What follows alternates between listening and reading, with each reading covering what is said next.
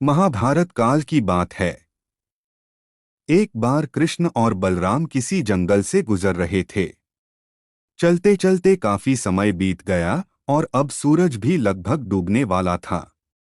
अंधेरे में आगे बढ़ना संभव नहीं था। इसलिए कृष्ण बोले, बलराम, हम ऐसा करते हैं कि अब सुबह होने तक यहीं ठहर जाते हैं। सुबह होते ही हम अपने मंजिल की ओर बढ़ चलेंगे।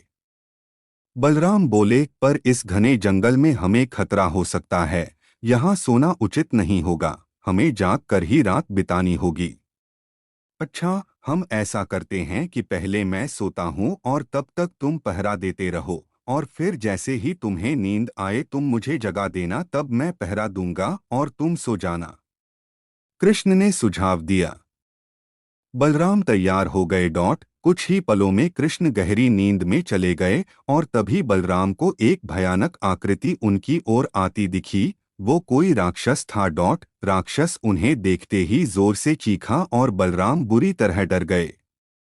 इस घटना का एक विचित्र असर हुआ। भय के कारण बलराम का आकार कुछ छोटा हो गया और राक्षस और विशाल हो गया। उसके बाद राक्षस एक बार और चीखा और पुनः बलराम डरकर कांप उठे। अब बलराम और भी सिकुड़ गए और राक्षस पहले से भी बड़ा हो गया। राक्षस धीरे धीरे बलराम की ओर बढ़ने लगा। बलराम पहले से ही भयभीत थे और उस विशालकाय राक्षस को अपनी ओर आता देख जोर से चीख पड़े, कृष्णा, और चीखते ही वहीं मूर्छित होकर गिर पड़े। बलराम की आवाज सुनकर कृष्ण उठे। बलराम को वहां देख उन्होंने सोचा कि बलराम पहरा देते देते थक गए और सोने से पहले उन्हें आवाज दे दी। अब कृष्ण पहरा देने लगे। कुछ देर बाद वही राक्षस उनके सामने आया और जोर से चीखा। कृष्ण जरा भी घबराए नहीं और बोले, बताओ, तुम इस तरह चीख क्यों रहे हो? क्या चाहिए तुम्हें? इस बार भी कुछ कृष्ण के साहस के कारण उनका आकार कुछ बढ़ गया और राक्षस का आकार कुछ घट गया। राक्षस को पहली बार कोई ऐसा मिला था जो उससे डर नहीं रहा था। घबराहट में वह पुनः कृष्ण पर जोर से चीखा। इस बार भी कृष्ण नहीं डरे और उनका आकार और भी बड़ा हो गया, जबकि राक्षस पहले से भी छोटा हो गया। एक आखिरी प्रयास में राक्षस पूरी ताकत से चीखा पर कृष्ण मुस्कुरा उठे और फिर से बोले, बताओ तो क्या चाहिए तुम्हें?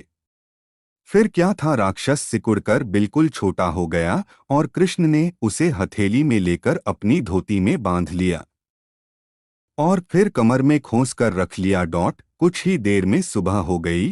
कृष्ण ने बलराम को उठाया और आगे बढ़ने के लिए कहा।